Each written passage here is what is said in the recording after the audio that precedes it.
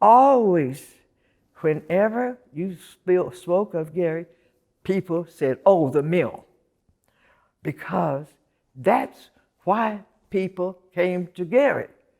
Joe Chapman, when he got to working in the Urban League, he found some people would come, even 2 or 3 people he met from England.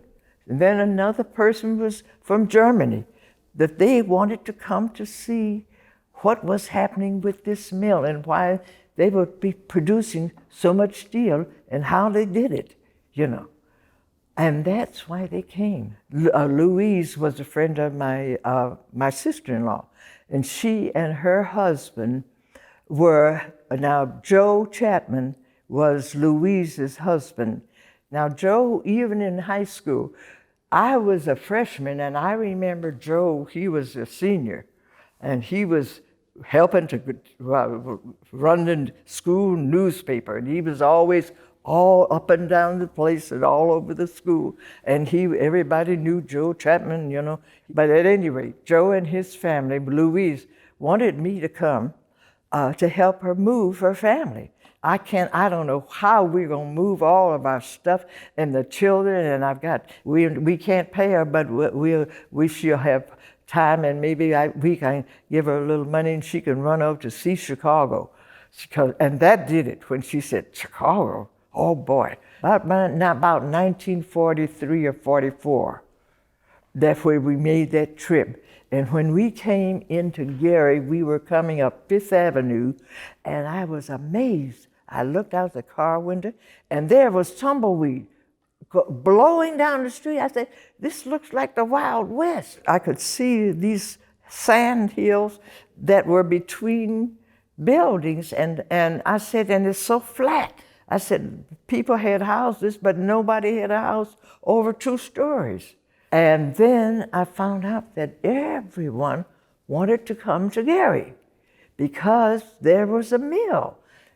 People that Joe, Louise's husband, knew, took us for a trip to go down Broadway. And then he took us all the way down so we could see the gates to the mill and realize what it was and why people kept wanting to come to Gary. In the old days, the mill would take the huge molten steel and dump it directly into the lake. These were the days before EPA. And all of that wonderful, pure, wonderful water in Lake Michigan was being contaminated. And when that hot steel hit the water, boom, and it would be, you could hear it past the borders of Gary. It would go way, it was loud. But then I cringed. I said, I don't like it, you know. But I tell you what I did like. I learned about the South Shore. I could relate to the South Shore because it looked so much like the streetcars that were in St. Louis.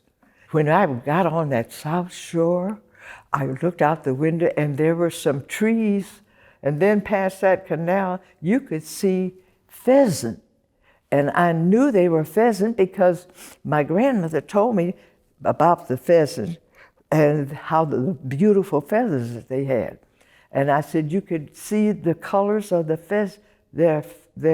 feathers as they would be flying through these trees. But then they were soon lost and gone because whatever they were throwing into the mill were frightening the birds, and so they left.